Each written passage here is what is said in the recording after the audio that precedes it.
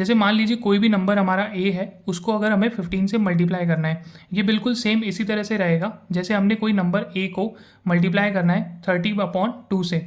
दोस्तों 30/2 जब आप इसको सॉल्व करेंगे तो आपको 15 ही मिलेगा, जब आप इसको कैंसिल कर लेंगे तो आपको जो वापस 15 ही मिलेगा। लेकिन हम 30/2 इसीलिए मानते हैं ताकि हमारी मेंटल कैलकुलेशन आसान हो जाए।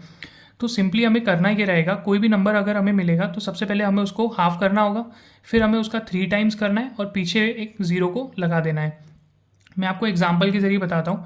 जैसे मान लीजिए आपको 15 को मल्टीप्लाई करना है 12 से, तो आपको जैसे यहाँ पर 12 मिला है तो 12 का आपको हाफ कर देना है। 12 का हाफ हम सभी जानते हैं 6 होता है। अब इस 6 को हमें 3 से मल्टीप्लाई कर देना है, इसका 3 टाइम्स जब आप करोगे तो आपको 18 मिल जाएगा और पीछे एक ज़ीरो लगा देना है, तो हमारा फाइनल आंसर हो जाएगा 180। एक और एग्जाम्पल देखते हैं। जैसे हमारे 18 दिया हुआ है, 15 को हमें 18 से मल्टीप्लाई करना है, तो 18 का जब हमने हाफ किया तो हमें मिला 9। 9 का हमें यहाँ पर 3 टाइम्स कर देना है तो हमें मिलेगा 27 और पीछे एक जीरो लगा देना है। हमारा करेक्ट आंसर यहाँ पर हो जाएगा 270। एक और एग्जाम्पल देखते हैं। जैसे हमें 15 को मल्टीप्लाई करना है 94 से, तो सबसे पहले इस नंबर का हम हाफ करेंगे, तो हाफ करने पर हमें मिलेगा 47। अब इस 47 को हमें 3 टाइम करना पड़ेगा, इसको मल्टीप्लाई कर देंगे।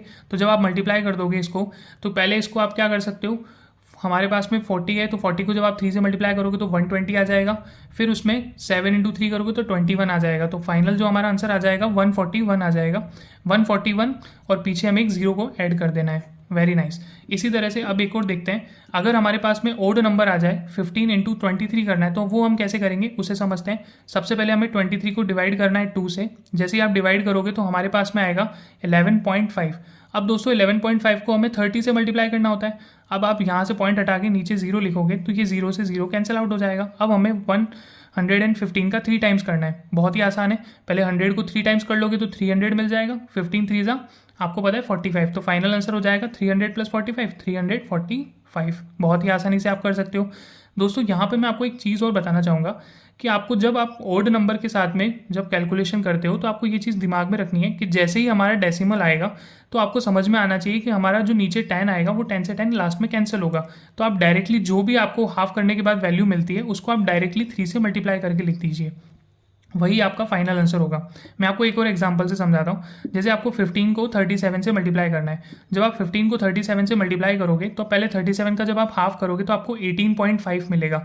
अब आप 18.5 को 30 से मल्टीप्लाई करोगे, आपको पता है कि ये वाले पॉइंट से हमारा ये जो जीरो है वो कैंसिल हो जाएगा, तो आप डायरेक्टली 185 को 3 से ही मल्टीप्लाई कर दीजिए। अब 185 को 3 से मल्टीप्लाई आसान हो गया। सबसे पहले आपको 3 को 100 से मल्टीप्लाई करना है तो 300 हो जाएगा। फिर आप इस 3 को 80 से मल्टीप्लाई कर दीजिए तो यहाँ पर आपको 240 मिलेगा। फिर उसके बाद में आप 3 को 5 से मल्टीप्लाई कर दीजिए।